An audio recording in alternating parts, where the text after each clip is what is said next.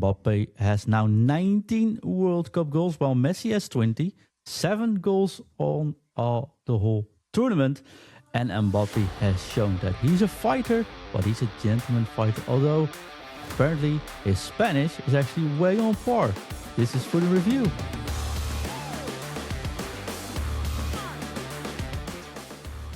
Welcome back to For the Review episode. I think it's already episode 34. Oh, round of 16. First day in here. My name is John and I'll be discussing the two matches, Canada versus Morocco and Paraguay versus France. But not only that, my dear friend Chris. Chris, welcome back, my friend. Hey, mate. How are you? Sleepy. Sleepy. Oh, I'm a bit angry as well, but... Yeah. Well, you need to be on point, John, because I'm going to take my studs and I'm going to rake that penalty spot before you even start. Yeah, where to start? Normally we have this all figured out, but just a little bit of context. Yesterday we did a couple of hours ago, we did a live stream, Chris, where we were doing a watch along for Paraguay versus France. Yep. It was highly entertaining. I had lots of fun, but I went to bed very agitated. I don't know if it was a football game, John, or a WWE wrestling match we were watching. It was good fun. Maybe not in a good way, but I certainly enjoyed it. Yeah. Let's start with that match first, shall we? Because we have to discuss Morocco, obviously, and Canada's fight there. But yeah, what can we say? We knew that Paraguay would go out fighting. They would be defending. They would play anti-football. And as the goalkeeper said prior to the match, we will, if we miss the ball, if the ball gets through, the men will not. Were his literally words. Well, they take care of that word, didn't they? Yeah, I mean, they had to bring it down to a level, John. I mean, this is the thing. It's no Paraguay's fault that they had to. They're not the better team. Let's be honest. There may be one team in this whole tournament that can match France for their skill and pace. And I was going to say power, but actually, I think the power was very much with Paraguay. So Paraguay had to drop this game down to a level that they could compete at, and the way to do that was to rough house tactics. That was what their full tactic was. They were not going to allow France to run through them and score beautiful goals. And I'm all for that. Yes, and you thought I was very much against it. But that's not actually my issue with this match, Chris. My issue has to do, and I really hate doing this, but I am going to do it. My issue has to do with the referee, Tantashev from Uzbekistan. I mean, shithouse resolve. Fine, right? Do your thing. Being very hard physically, you can do that. I think Cape Verde showed that you can be physically strong. You can rough it up a little bit, but still do it within limits. You like what Paraguay did yesterday, the slapping in the face of Mbappé, the elbow in the second half. The kicking after the foul has been committed to the shins of Mbappé. This is one of the referee that says holding the hand in front of people's mouth in a controversial way, it's a red card. This referee is actually doing the other way around. When Mbappé gets kicked to the shin, yellow card to Mbappé. This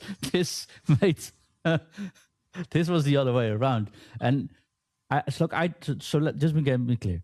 I don't mind the fact that this is their way of playing football. Do I like it? No, not really, actually. But is it allowed? Sure. But within limits. And if you cross that limit, you get a card or you get penalized for it, right? They went on with 13 fouls. And if you look back at it, I showed you a highlight clip. I made 5 clips this morning and I showed you. From those 5 or 6 moments, at least 2 are a red card directly. Right, the VAR calls for a penalty because the referee didn't see it. It's a wonder the VAR called there because I think he was also asleep. Must be a VAR in Europe, I suppose. But somewhere you got to draw a limit, and then they give Olise touches a player after getting probably manhandled there, and the player falls over, and Olise gets a yellow card. So we got 3 yellow cards for France, and we get 13 fouls with at least 2 direct red cards from it. and not a single yellow card from Paraguay. Chris, this was the first time since 1998 that Paraguay did not get a yellow card. They are lost on the FIFA World Ranking of fair play. Even, like, we know what we're playing up against here. But this isn't a bad referee. This is just completely lost it, with all due respect. And this is his second match this World Cup, which he does it as well. How is that possible? I don't know, John. I mean, this is the thing, is nobody knows the inner workings of FIFA. We had the game earlier, which we'll talk about, the Canada-Morocco game, where the referee lost control the opposite direction, though, and flashed too many cards. Yeah, I mean, look, let's be honest. I think the referee could have clamped... If the English ref was doing this match, mate, this would be done in 10 minutes and just 3-0 for forfeit. Yeah, I mean, but the thing is, let's be honest. If the referee had... I'm going to be careful what I say here. So the referee has mismanaged the game. I think that's as simple as that. He's allowed the tackles to develop and get worse and worse. Paraguay, to their credit, hang on in there. And the only way France looked like they were going to score was through a set piece. And they eventually got a penalty, which is a definite penalty. You know, and there's no complaints from that point of view. I haven't got my Paraguay strip on complaining the fact that there was a penalty given. You go for the double. But, but the thing is, the referee is there to manage the game. That's ultimately his responsibility. And he could have cracked down on it. But let's be honest, it made for quite an entertaining game, the fact that he did that, because the truth of the matter is, if he hadn't, eventually France would have ran over the top of them. So, yeah, I don't know. We had good fun last night, I must admit, and I enjoyed it. I mean, we did have good fun. And like I said, I don't disapprove the way they play, but there's limits, because they, like the way the number 4, I forgot his name, and maybe that's for the best, kicked Mbappé in the shin after he already committed a foul on it. I mean, come on, that shouldn't be allowed. The way their right fullback, who did the same against Germany, hit Mbappé in the face. The way there was a clear elbow in the stomach of Kanté. That's a bit much, It's just too much, and you got to call. And I don't know what the referee, even if the referee is just blind in this situation or loses control, a VR should immediately call this, like saying, "Hey, come on, this is a red card." It's a wonder they called for that penalty, honestly. That's more my issue. Referees has been pretty good this World Cup. The rules have been implemented decently, and the 5-second rules, for example. Every single goal kick took more than 40 seconds for Paraguay. How is that? How can that happen when you got 5 seconds, or else it's a corner? So, are you saying that this referee's not getting the final then, John? He's already 13 years at FIFA, apparently. I checked it this morning. I don't think he should ever be allowed to do a professional match ever again. There's so much more good referees there. If you can't even count to 5, Chris, what are you doing here? Who filled in this guy's visa? All I would say, though, if you think about it, from Mbappe's point of view, Mbappe's not a great season. I don't think he's getting on amazingly well at Madrid. But he stood up to this. There's a toughness about him that maybe, you've got to admire a little bit as well. And, he gave it back at the end. He was smiling, laughing, celebrating like they'd won the World Cup. So fair play. If you give it out, you've got to take it back. You know what I mean? That's my view about it. We've got a manager in Scotland, Neil Lennon, his name, ex-Celtic player, ex-Celtic manager. And he's famous for giving the fans it back. And, when he managed Hibs, he would get it tight for the Rangers fans, but he'd give it back a little bit as well. But you've just got to take it. And people admire the fact that Neil Lennon will take it and also give it back. So I think Mbappe's shown a bit of steel about him. And I think, you can look at it and go, yeah, Paraguay, all negative. But, you've got a player here who can stand up to the roughness of this sort of thing. And I don't think you'll get many games like this going forward. I think this game maybe will highlight the fact, I think referees will clamp down on it going into the tournament. But, if I was coming up against France, I would be worried, because this team's got a bit of steel about them. Yeah, I think that was my biggest takeaway. If you leave the referee out of this, Paraguay's style is, well, nothing to do with football, but I get why they do it, right? And it's been working for them. And that's all fine. They've got a great goalkeeper. They got a defense who works for it. I don't think it's my style of football, but I can appreciate the fact you commit to it. And also, maybe you should get punished for it, but that's a different story. Germany lost their minds, like fighting back, slapping back, scolding, fighting. This France team is boosted for their technicality, for their strength, for their endurance, for their tactical power. But staying cool in moments like this, any player that gets so much kicked as Mbappé did yesterday would have lost his mind. Mbappé stood up every single time, only did one slight push at the first half, after like the third involvement, the Lennon get refereed for. He took the penalty himself, even after all the shithousery that went going on. He blasted in the penalty, then went to the crowd and said, "Vamos!" I can appreciate that as well. And then the defender that kept hitting him and hit him at the shin, the number 4. I should have checked his name before we started. I think it's Caseres. Could be. It was number 4. That's something I do. I'll check in a moment. But he speaks Mbappé speaks very good French, because he said, "I'm not going to even hold my hand for this. I'm just going to call out your mom here in Spanish." So, something to be said there. But I think the way they celebrated afterwards, if you have such a good team that can also put in the grinta in a good way, it is like this way, I think this is the World Cup winner without a doubt for me. Yeah, it's Caseres is the player's name. I think the guy with the shaven head. Yeah, with the big ears. I'll have a look now. I'll have a look and see what is. But honestly, if I was Mbappé, I would at least pull his ears once. But that's exactly what they want, John. That's exactly what that player wants. That player wants to put you out of your comfort zone, and for you to think more about him than to think about the game. And the fact is, the truth of the matter is, Mbappé didn't do that. Mbappé stayed focused, and he answered them in the best way possible, scoring the goal. This guy is a right back in the Russian Premier League for Dynamo Moscow, so you'll love that. And to make matters even worse, John, he was born in Argentina, so that is right up your street. Cannot get any worse. It all makes sense now. Oh, gosh. Yeah, I think France showed that they are the definite world champions here, though, Chris. They are, if they can survive this, it'll be a clear blast from us. They will face Morocco in the next game. Talking about Morocco, they faced Canada. Morocco won 3-0. Canada, I think I saw afterwards that Morocco won as expected. But I think Canada put up one heck of a fight, and they have shown why the Dutch should not have changed their tactics and just go at this, because that Morocco team isn't so strong at the back.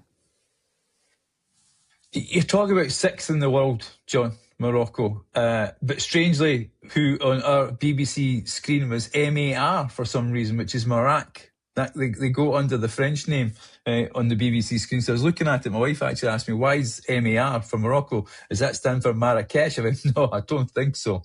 And so they're called Marac, and that's what their thing was. But fair play to Canada, 30th in the world. One of the co-hosts getting through at this level. I think they've done really well. I think they've missed quality up front. Jonathan David, who plays for Juve, has been, for me, very disappointing. We're FC players. It's generally an FC podcast, and Jonathan David is one of those players that you quite like using. But in real life, he has looked poor, John, and I know you're a Juve fan, so has that kind of been his season? No, I mean, I said before, I think David isn't good enough for Juve. He's probably the best for Canada. We had Larin at Feyenoord this year, who's the backup striker, who did decent at this World Cup, honestly. But he's not even fit enough for the Dutch division, for the Dutch league, right? So I think you are right. They have spirit. They've got good tactics. They fight what they can.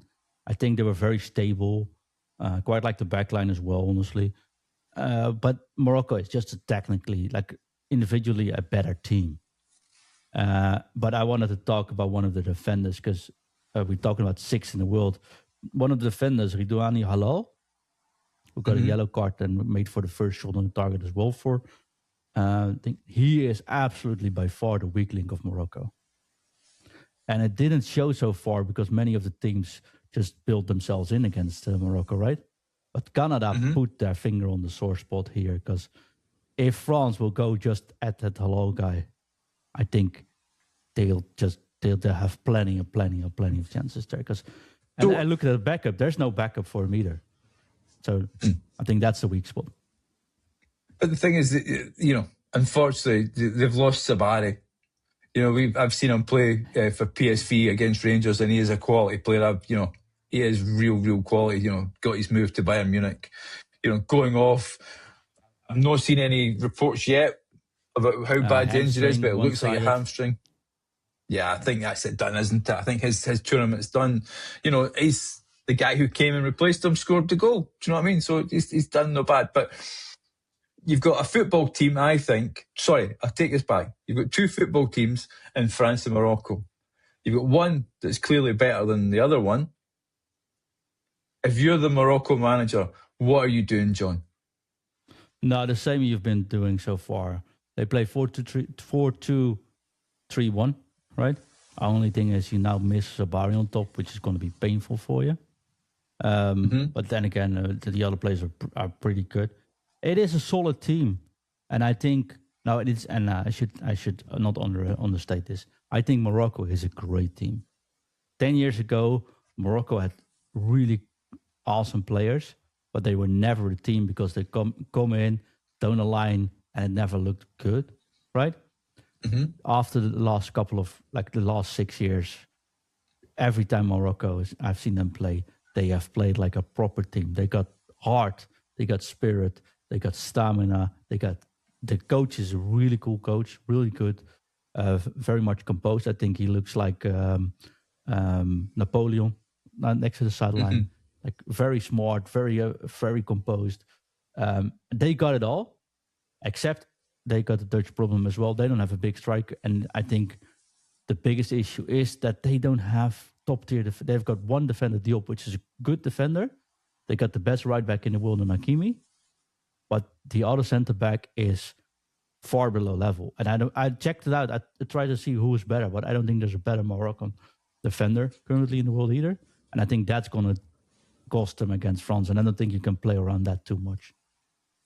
I mean, you've got Brahim Diaz, haven't you? You're going to need a big game from him. I think Morocco sits back, John. I don't see them going at this French team. I think this French team, it's been shown the Paraguay, they may not go at the dirty tactics that the Paraguay guys have implemented, but if you push against this French team, they will run through you. You will leave space for Dembele. You'll leave space for Olise. And Mbappé is magical at times. So, I think it'll be a tight game. I think Morocco will sit back and try and defend and try and hold what they can and then look for the pace of those players. Say a Hakimi breaking or a Diaz breaking, up. But the problem you've got is, as we talked last night on the stream, you've got those two big, massive pillars in Kanté and Rabiot. In front of that, they just sit there and they protect they'll protect Kanté and they'll protect Saibari. That's the problem you've got. You break, and if those guys haven't put themselves forward, then I think that's the problem, isn't it? That core that's in the centre of the French team is exceptionally strong. Yeah, and I think you can lean back against this France team like Paraguay did yesterday. But if against Paraguay, if the ref would have given a red card in the first half, that game would be over much sooner already, right? And and once it was 1-0, that was over, because then it's done for them. This Moroccan team is a far better team than Paraguay with the ball. But I've seen it against the Dutch, and I've seen it before. They're not super strong off the ball. And we've seen that with Canada as well. Canada did expose their weakness. If you go at them, even if they don't want to, if they want to lose, even if they lean back, they are vulnerable. And I'm afraid it's also not a big insult, right? If you lose, it's now going to be 1-8 final, right? It's a quarterfinal already? Quarterfinal. Quarterfinal, yeah. Yeah. If you go out in the quarterfinal against France, I mean, that's not you can still go up with your high lifted high, right? I think with your head lifted high. I think Morocco want to win it, John. I think they're in it to win it. Sixth in the world they are. You're sixth in the world. But yes, but I don't see it happening. And No, I don't. I'm with you, If you John. have, I like, think with Saibari be missing. Saibari will be missing. I think Hakimi is, like I said, maybe the best right back in the world, but he's got one weakness. He can't defend. He just can't defend. He's more a winger. He's just got an overlap. But you can't do that against France because one of the super fast players will just come over you and you're done. And if you're just leaning back, I mean, I don't think that's going to be helpful for him. So it's going to be an awesome match to watch. And they fought against Netherlands as well. I'm going to say it. I think they deserve real good praise this tournament. But this France, they've shown they can play against against weaker teams. They've shown they can play against strong teams, and they have shown they can play against teams that play it dirty and still don't get tilted by it. I think there's just no getting around this. So, I think there will be one semi-finalist will be a shock. Yeah, Spain. There will be one team. Spain, France. Yeah. So I mean, I'm not saying the final, but what I will do, there's always, mostly in this World Cup, in any World Cup, there's always one team that makes it to semi-final. You go, well, I didn't expect that. Now, could it be Morocco, Mexico? That could be that side. We talked about it last night. There's games tonight, or 2 games tonight are massive, massive games. And 2, I would say, relatively on a balance as well. Those games, Definitely. So yeah, I think. Chris, from that point of view, sorry. No, it's okay. We have to go into our daily topic, though: the baller, the bottler, and the drama. Normally, I'd say let's take a hydration break, but mate, we've been streaming for 2.5 hours yesterday. I'm used to doing 25-minute shows now. Yeah, it's quite all right. We don't want MD booing us, do we? Exactly. But if you want to support us, buy us a coffee at buymeacoffee.com/foodandreview or join us. Check everything out on foodandreview.com. But Chris, the baller, the bottler, and the drama. The baller, there's several options. Who do you want to give the baller to? I would go to the Paraguay players, but I know that would just set you off, my friend. But I think that, Unai of Morocco, he's definitely come on. Saibari going off, I really thought Morocco's were in real trouble, and he's come in and he's done particularly well.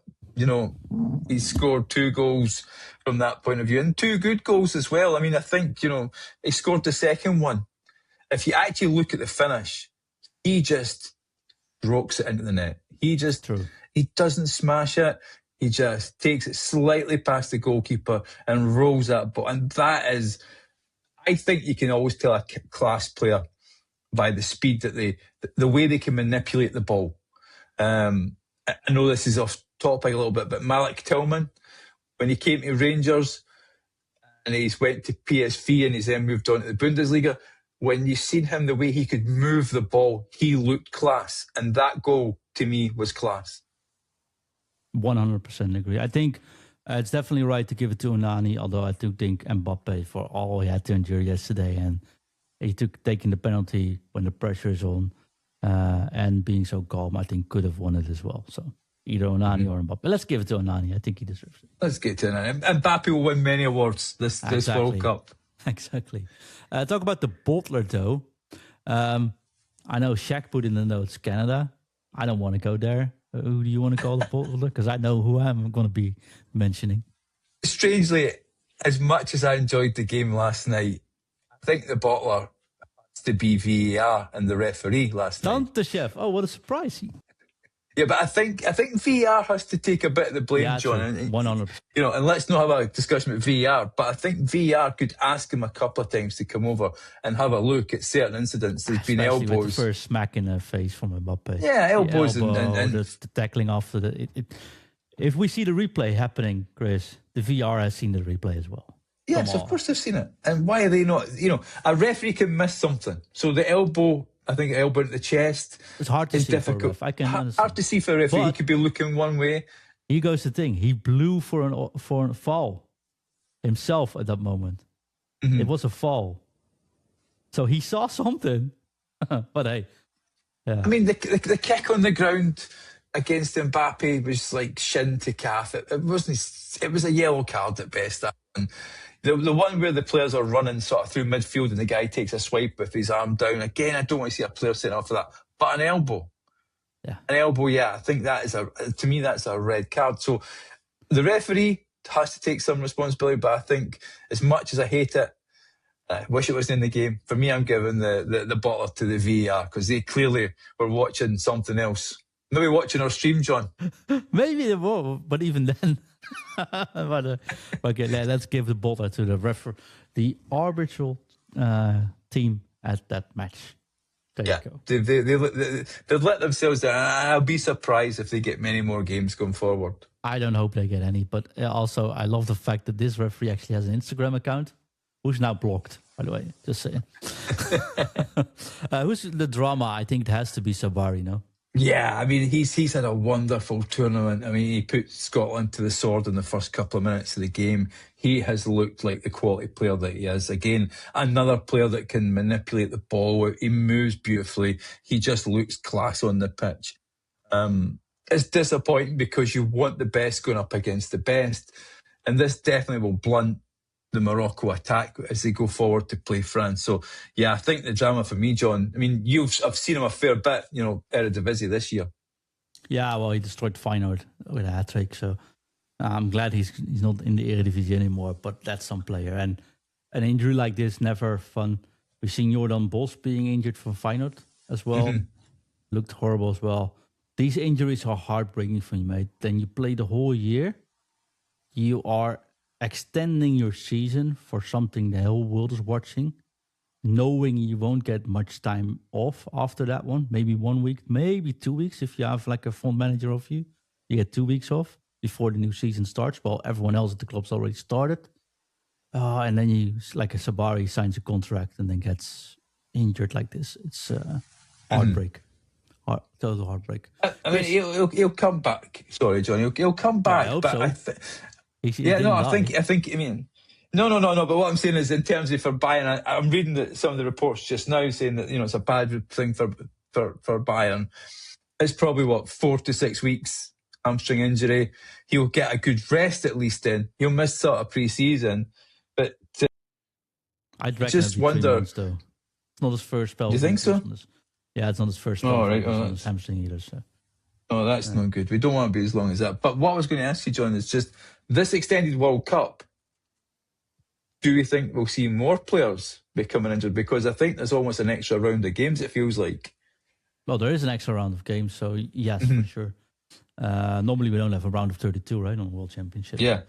I think we'll see more players being injured. I think the climate isn't easy. It's been a long season for many. The players that got injured and are attaching themselves to the group now, like Yamal, they might be in luck, right? Players that have had a long season and are on the skin of it. We've seen Salah. I mean, he couldn't even walk anymore. He couldn't sprint. He had already a hamstring injury. That he was playing. Egypt started that match with 10.5 men, and in the end, he was still on the pitch. He scored that penalty, but he couldn't even touch the ball anymore. Some of these players have just been overextended and ringed out, I think, a little bit too much. So, yeah, it's. I'm afraid we'll see more of these nasty injuries, and every single one just hurts. Yeah, no, it does. It's very disappointing. Yeah, and especially when a hamstring goes with a big guy as Saibari, who is definitely trained and powerful. That's usually a sign of like overdoing things, right? So, yeah. No, I think he's played an awful amount of football. True, definitely. So good luck recovering for Saibari. A little bit of a headlock for tonight's matches. We got 2 matches. Just quickly, who's going to win? Brazil versus Norway. I'm going with my good friend Ingve. I'm going Norway. Come on, the Vikings. I'm going to go with you there. I just want to row. Yeah, definitely. We're rowing with Ingve. Now we have, unfortunately, at an absolute horrific time. So this is one I will not be watching live, unfortunately. Mexico versus England. I'm blown out there, John, because, this is one I think is on a knife edge. This may just ball to a set piece. What I will say is, I believe if it's 0-0 with 70 minutes to go, England will be done. I think England have to score fast, have to play fast, score early, and at least have two-goal lead potentially going into 60 minutes because, as we say, it's 2,300 metres up. Tuchel himself said it's impossible to acclimatise to this. England, again, have had a hard season. A lot of players, you've got the likes of Rice looking like they're carrying knocks as well. I think they have it for a long season. So yeah, I think from that point of view, the heat, the lack of fans there. Let's be honest, it's going to be vociferous in terms of the Mexican fans. I did hear Tuchel say the fans have been very respectful, which fair play to them, because if it was Scotland, there'd be fireworks and everything going outside the hotel room with England players. But so fair play to that from Mexico point. But I think England have to have some sort of a lead by the 60th minute, because I think at that point you will probably see the Mexicans take control. Yes, I'm just going to say Mexico here, because I think that they have so much more advantages going into this match. The area where this plays, the fans, the fact you got 80,000 fans behind you, the fact you know where to play, you know the height, and they have momentum. And I mean, I wouldn't mind the English going through, though, don't get me wrong. No. But I think in this situation, it's an uphill battle for them. And one-on-one, they might have better players. But if you can only use those players for 70 minutes before they all burn out, I think it's going to be too much. I think substitution is going to be absolutely key. Tuchel getting these substitutions correct. England have started off pretty slow in this tournament. I don't think they can in this game. I think they have to come out fast. They have to get, try and quieten the fans down. They always say that, don't they? Keep it tight the first 15 minutes, but I think they have to somehow find a way to get a couple of goals. With Harry Kane, your team, you've always got the opportunity. But I will say this, John, if England get past Mexico, they'll make it to the final. Yeah, I hope so, because else Argentina does. You can't discard the Norwegians if they get through, but I do believe this England team is better than Brazil. I do believe that they're better than Argentina. Argentina's got a hard game coming up, but I agree on all those points, honestly. Yes. Mm-hmm. And I wouldn't mind seeing France, England, something in the final. So we'll see. I would not. The only thing I'd say, John, is the Spanish team, they keep the ball for fun. And if you keep the ball off this French team, I think you can potentially frustrate them a little bit. Yes. No, I agree as well. It's going to be interesting. But let's first see if Spain can beat Portugal, shall we? Yeah, we don't want to upset. And I'm to be fair, I have Portugal in my work sweep, so I am really looking forward to hopefully collecting the money, because certainly in our Discord sweep, I was terrible. I was out in the first round. Yeah, let's not talk about predictions so far. So I said Mexico will win, England also. That means England will win. I said Norway will win, which means probably best to put your money in Brazil. Yeah. Talking about money, I got to make some money now. So we're going to be off, but we'll see you tomorrow for episode 35. Thank you for listening. Bye-bye.